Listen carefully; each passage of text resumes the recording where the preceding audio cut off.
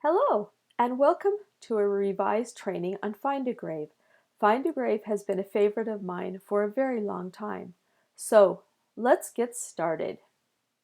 In this video today, we'll cover what is Find a Grave, how and why to join Find a Grave, new guidelines on creating memorials and how to contribute to them, various search ideas, virtual cemeteries, Find a Grave helps, and a wrap-up and a mention of the mobile app. Find a Grave is a website that allows the public to search and add to an online database of cemetery records. It was created by Jim Tipton in 1995 to support his hobby of burial sites of famous celebrities. In 2013, Ancestry bought the Find a Grave site, but Jim Tipton was still the editor at that time. In early 2017, a new beta website was launched, and the public reviews were definitely very mixed. In 2017, the beta website was migrated to Find a Grave, and on August 20th, 2018, the original Find a Grave website was retired. At this time, I can't say for sure that Jim Tipton is still involved with the site. I couldn't find anything online to confirm or deny his involvement with Find a Grave and Ancestry. This is the redesigned homepage of Find a Grave. It looks a little different, but all of the things that we know and love are still there. To take full advantage of all that Find a Grave has to offer, you will want to join Find a Grave. So why join? It is a free site with contributions from people all over the globe. At present, there are 538,317 cemeteries in 246 different countries and territories represented in Find a Grave. Come join the fun, and we can all help one another discover the final resting places of our ancestors. To register, click or sign in on the appropriate button in the top right-hand corner of the screen. This is the registration page for Find a Grave. Fill out all of the information required. For me, I want to display my email on my public profile page because truthfully, I need all the help I can get, and I want to be easily found. Everyone definitely has their own opinion on this. The same for their public name. I'm personally not a fan of anonymous. However, each person has to make their own decision on that. Tick the next box if you would like to receive email notifications about the memorials you manage. Tick the next box if you would like to be a photo volunteer.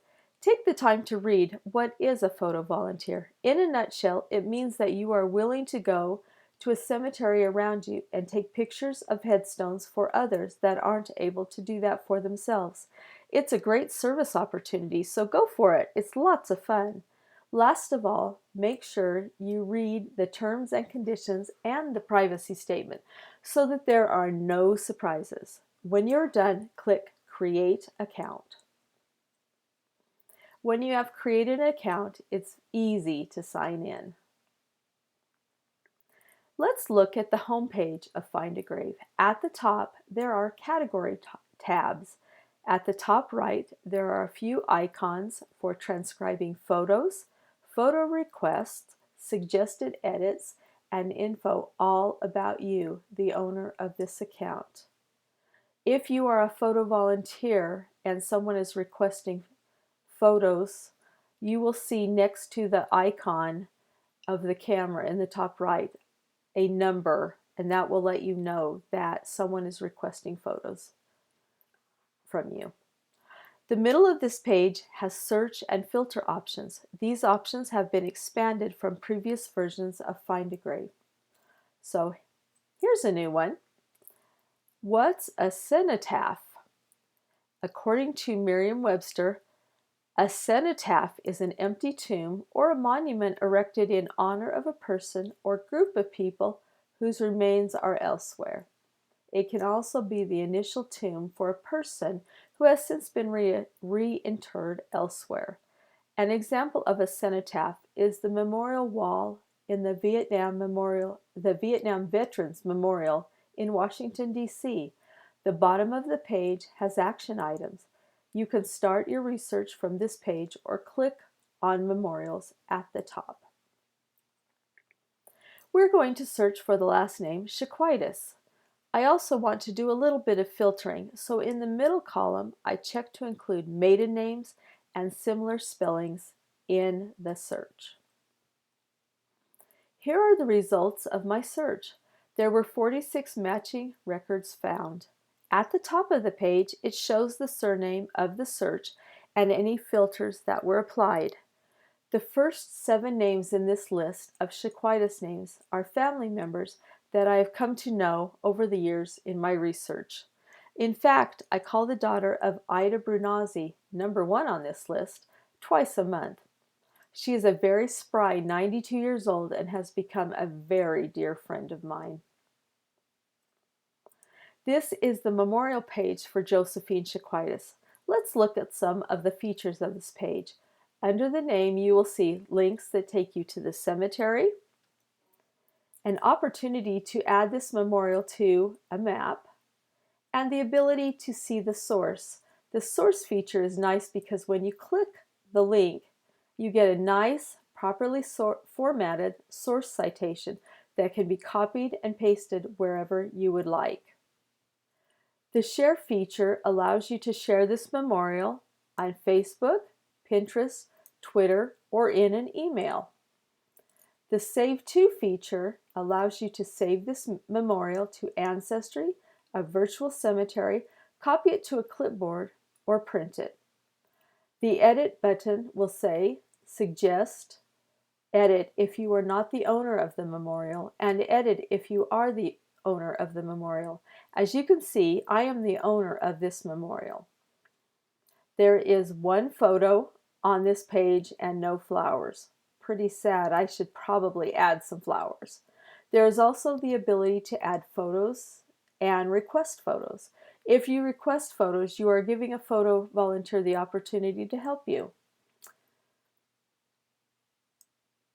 Listed under family members will be connections to any other members of the Josephine Chiquitas family.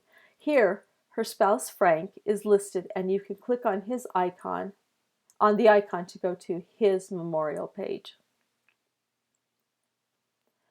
When you click on the Contribute tab at the top of the Find a Grave page, these are the options that come up. Choose any of the options of how you would like to contribute, and then follow the instructions that are presented under each icon. The icons listed add memorials, upload photos, transcribe photos, photo requests, suggested edits, and upload spreadsheet.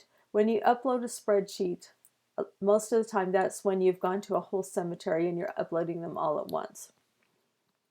Find a Grave makes it easy peasy to contribute in the way that is easiest for you. And then this is a random place to mention this, but the tutorial button in the bottom right-hand corner is found on almost all of the Find a Grave pages. The tutorials contain a very short how-to on one simple task. Searching by cemetery is another way to search Find a Grave. You can put in a cemetery name and/or location and click on Search. Note that this will only display locations that have cemeteries. You can also add a cemetery or browse by location. Below the search options is a list of cemeteries that are close to you, and also a list of my favorite cemeteries and a list of virtual cemeteries that I've created. I'm sure that you've figured out by now that the pretty gray blocks are covering ads. They are annoying, but not a deal breaker in my book, especially if it keeps Find a Grave free. Another way to search is to search for famous individuals. This is actually why Jim Tipton started Find a Grave in the first place. He liked finding the final resting places of famous people. Anyway, many of us are interested in famous people in one way or another. For me, it was Neil Armstrong. I was a space race kid all the way. I was that kid that got up in the middle of the night to watch the liftoff or the splashdown. I was the one sitting in front of our very grainy black and white TV listening to Neil Armstrong say those famous words, "That's one small step for man, one giant leap for mankind." I had to find out if Neil Armstrong was on Find a Grave. Maybe you have a famous relative and you can search this way, or maybe you can be a fan like me. Other search options are browse by location, claim to fame, and show new listings. I forgot to mention that you can check the box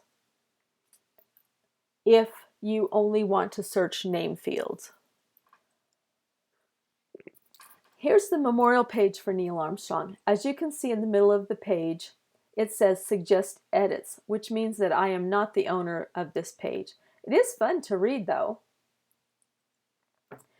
Creating a virtual cemetery is simple. On your profile page, click on the little Add button. As you can see, I've created one virtual cemetery. Your virtual cemetery can be created around any subject. Maybe you had ancestors in one of the wars and you want to create a virtual cemetery with all of those ancestors involved in that one war. You are only limited by your imagination. Here is my one virtual cemetery. It consists of 3 of my first-generation Lithuanian immigrants to the United States that I have identified so far. I knew when I started this cemetery that it would be a long, slow process. But hey, 3 is better than 0. More helps can be found at the bottom of the Find a Grave pages.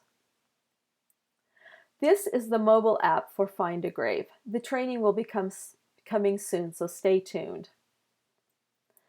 There have been some recent changes to Find a Grave regarding some practices that have been ignored for a very long time. These changes deal with creating memorials, timing, and who can manage them. Please click on the links above to learn about them. The short tutorial is a YouTube video by Amy Johnson Crow, who is a certified genealogist and well respected in the field. She does a great job of explaining the hows and whys of the recent changes to the Find a Grave policy. As always, please visit the BYU Family History Library for more about one-on-one help, both virtual and in person, classes, and library resources. Be sure to subscribe to our BYU Family History YouTube channel for more short family history videos and in-depth webinars. Thanks for watching. Have a fantastic day, and please visit the BYU Family History Library again soon.